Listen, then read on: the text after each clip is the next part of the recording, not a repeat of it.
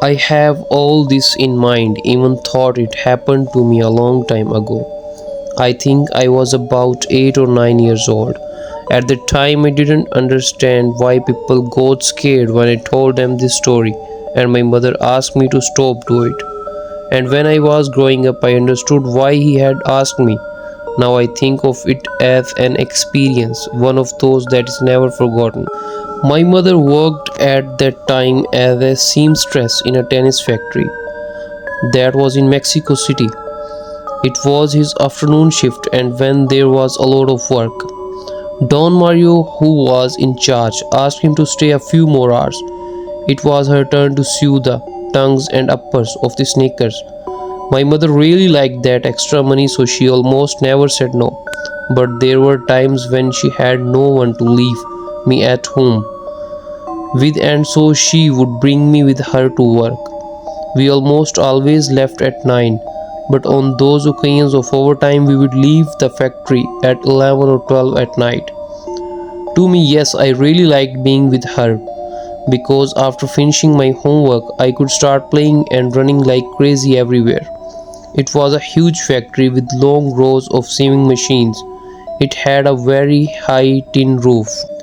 At the entrance, there were two rooms that looked like offices, and to the bottom of all the sewing machines, past the cutting area, there was like a very large and deep hole in the floor, where they poured all the tearing up of the fabrics that were no longer in use.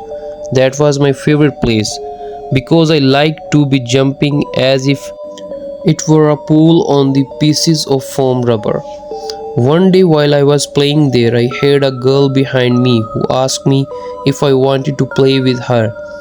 I turned around and looked at her. She was about my age. She was wearing a dress and very clean white shoes, and her hair was tied back. It didn't seem strange to me to see her there. Some of my mother's colleagues who worked this shift brought their children too. What did seem a little strange to me is that her face was very pale and she spoke very seriously, as if she were a big person. But the truth is that at that age you don't care about that all. So I said yes. So he told me to let's play tag, and without telling me more, she started running along the main corridor of the factory, while shouting that I was bringing them. I ran after her along the corridor, but no matter how much I ran, I lost sight of her. I didn't stop until I reached the first row of machines, where my mother was working. Seeing me all agitated, she asked me what I was doing. I told her I was playing tag with a friend.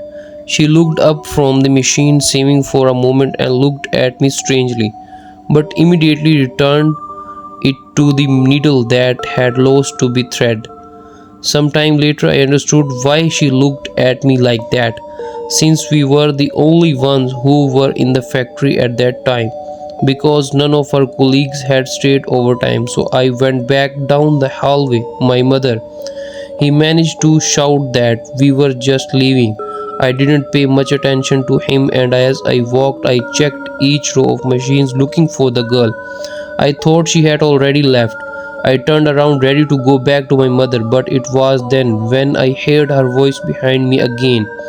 It scared me. I turned around as fast as I could, and there was the girl at the end of the hallway where I had been playing, and I had found her the first time. I stayed all confused.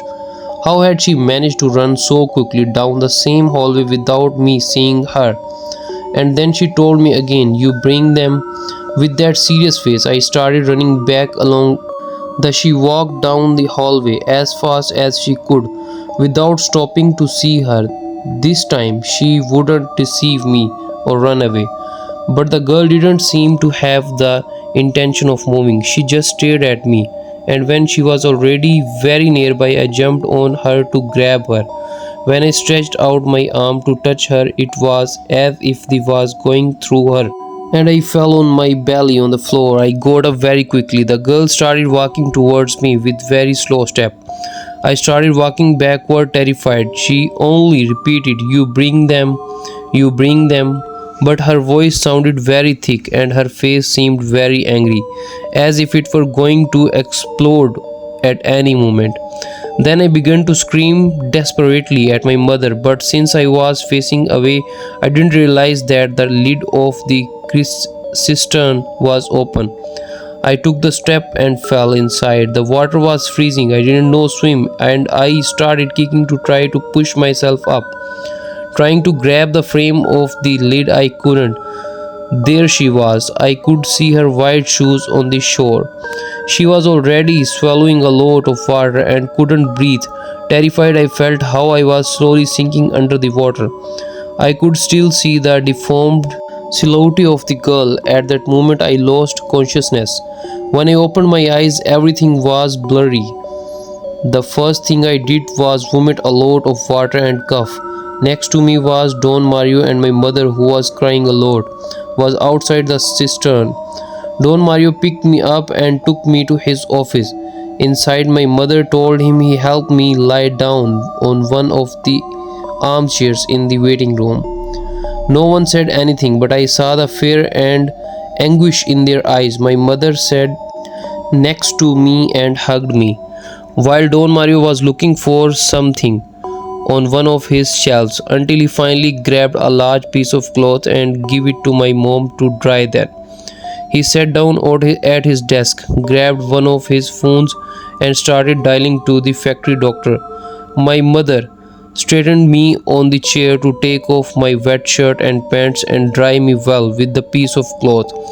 Then she wrapped it around me while she squeezed my clothes well. Don Mario came out a couple of times from the office. One of those he returned with other pants and a t-shirt. He gave them to my mother to put them on. Just then the doorbell rang in the hallway and Don Mario came out. In a hurry to open the door, my mother picked me up and put me on the desk. That was when I saw that photograph. It was the girl I was playing with and the one who threw me into the cistern. She was hugging Don Mario. My mother grabbed me to the portrait. I didn't have to ask. She looked at her very sadly and told me that she was Don Mario's youngest daughter, that she was his adoration, and he left the photo again on the desk. At that moment, he entered Don Mario with the doctor, examined me from head to toe, and told them that I was fine, that apparently I had not swallowed so much water, and that there were no other problems. But it would be good if they took me to the hospital to an evaluation. As soon as the doctor said goodbye, Don Mario told my mother that another checkup would be good. He carried me to his car and took us to the hospital. From that day, my mother stopped taking me to the factory. I took care of it with my aunt or sometimes with the neighbor. A few months later, she quit. At that moment when all this happened, my mother never told me anything about what had happened.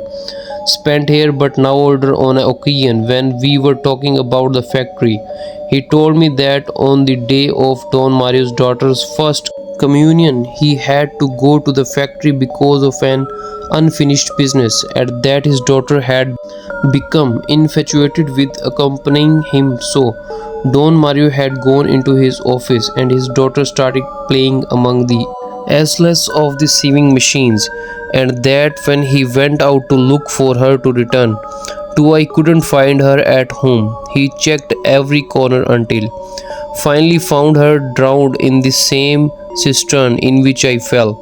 It was a very hard blow for Don Mario that affected him greatly. Sometime later, he would divorce and dedicate himself completely to work. On that occasion, I took the opportunity to ask my mother why she had given up continuing to work in the factory if Don Mario was a good person, and she told me that from the day I almost drowned in the cistern, every subsequent night and until the last day he was there, a girl in a white dress and shoes appeared at the end of the hallway.